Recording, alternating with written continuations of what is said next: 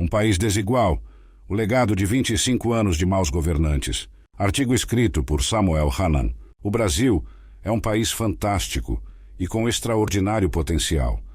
De dimensões continentais, com 8.516.000 km², é o quinto maior do planeta em área territorial, habitado por 212.600.000 pessoas, o sétimo maior do mundo em população, a oitava maior economia mundial, com Produto Interno Bruto, PIB, previsto para 2024 de 2.240 bilhões de reais.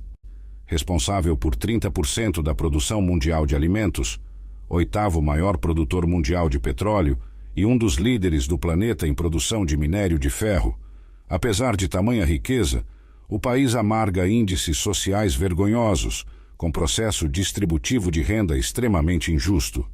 Além disso, dentre os 30 países de maior expressão econômica no mundo, ocupa a última posição na devolução dos tributos na forma de serviços essenciais à população.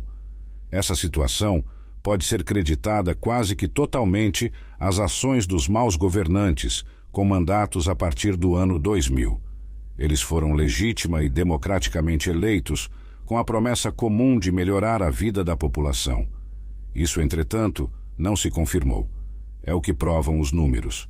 O Brasil, que em 2002 ocupava a não honrosa 77ª posição no ranking do Índice de Desenvolvimento Humano, IDH, despencou e agora ostenta a 88ª posição no mesmo ranking das Organizações das Nações Unidas, ONU.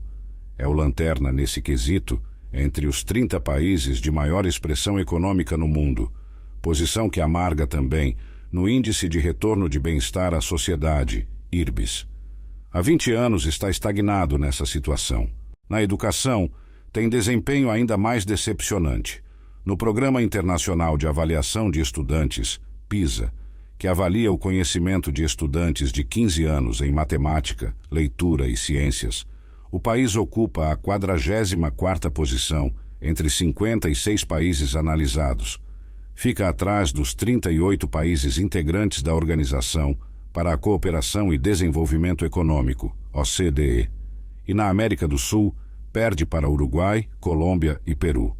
O maior desastre provocado nos últimos 25 anos pelos maus governantes, sem dúvida, está na dicotomia entre a posição de oitava maior economia do mundo e a renda da população. O PIB per capita, de apenas $10.500 por ano, coloca o país na 76ª posição mundial.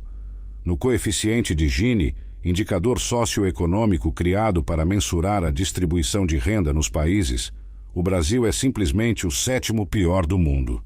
A estratificação da população brasileira em 2024 explica muito dessa situação. A classe A é a elite econômica do país, com melhor qualidade de vida, maior poder aquisitivo e prestígio social. Apenas em 3,9% dos lares no Brasil, as famílias têm renda média e domiciliar bruta igual ou superior a 20 salários mínimos, R$28.240 por mês.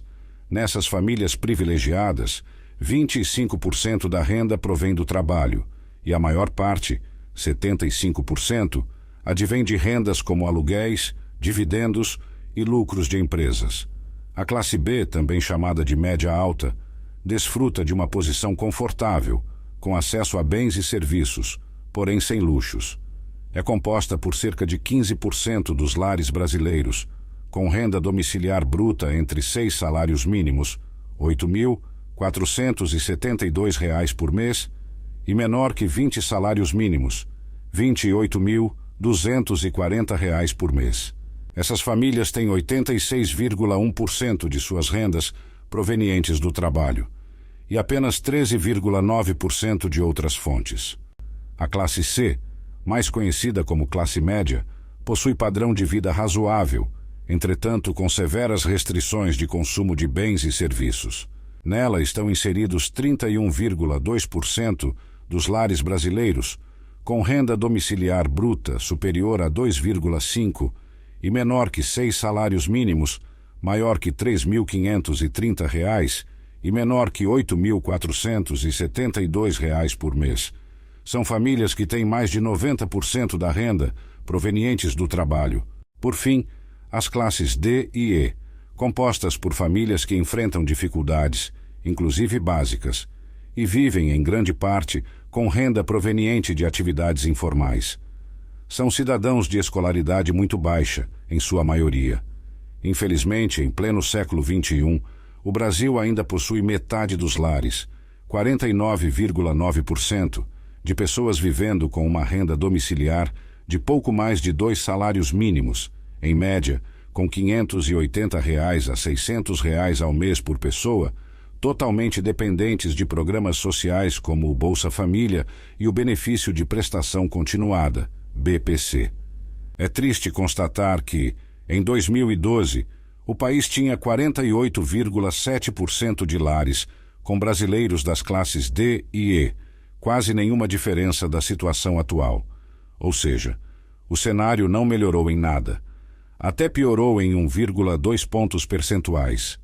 Mais grave ainda é a previsão dos estudiosos de que em 2030 o país pode voltar à posição de 2012, significando, caso se concretize, enorme retrocesso no processo distributivo de renda, porque o país voltará a ter, em 18 anos, o mesmo número de brasileiros nas classes D e E que havia 2 décadas antes. É o retrato do fracasso das políticas públicas.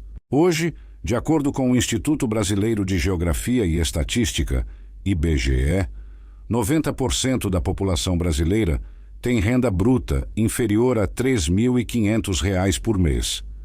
Nessa estratificação social, a maioria, 70%, dos 90% da população brasileira mencionados anteriormente, possui renda bruta inferior a R$ 2.800 por mês. Somam 63% da população. 10% dos brasileiros mais ricos têm uma renda bruta entre R$ 7.600 e R$ 7.900 por mês, enquanto que os 5% mais ricos vivem com renda bruta entre R$ 11.500 e R$ 11.800 por mês. Só 1% dos mais ricos tem renda bruta superior a R$ 30.000 por mês. Na base da pirâmide social, os 40% de brasileiros mais pobres vivem com uma renda entre R$ 530 e R$ 560 por mês. Não é de se estranhar, portanto, que 64 milhões vivem no Brasil com algum grau de insegurança alimentar. Dada essa realidade, não é possível creditar alta sensibilidade social a nenhum dos governantes que ocuparam a presidência da República nos últimos 25 anos, muito menos chamar qualquer um deles de libertador dos pobres. Na verdade, todos são responsáveis por retirar renda da população, especialmente das classes C, D e E. Fizeram isso por meio da elevada tributação sobre o consumo de gêneros e serviços, deixando de aplicar a correção das tabelas do imposto de renda para a reposição da inflação, e ao não oferecerem educação de qualidade. Suas ações lembram a lição do consultor de investimentos, escritor e ex-candidato a presidente dos Estados Unidos Harry Browne. O governo é bom em uma coisa. Ele sabe como quebrar as suas pernas para depois lhe dar uma muleta e dizer: se não fosse pelo governo, você não seria capaz de andar. Essa forma de governar também dá razão ao economista, filósofo e escritor canadense, norte-americano, John Kenneth Galbraith, para quem nada mais eficaz para limitar a liberdade, incluindo a liberdade de expressão, como a total falta de dinheiro. Razões de ordem moral e problemas não assumidos de racismo e etnocentrismo contribuem para o fracasso na educação, na distribuição de renda e nas políticas públicas sociais. O resultado é uma realidade de fome, desnutrição, mortalidade infantil, aumento da violência urbana, precariedade no transporte público, deficiência no saneamento básico e o processo de favelização em muitas das grandes cidades brasileiras, inclusive as capitais dos estados de maior grau de desenvolvimento do país. Nada disso é o que os governantes dos últimos 25 anos prometeram à população, e está longe do que merecem os brasileiros, que não podem ser condenados a viver na pobreza e na desigualdade.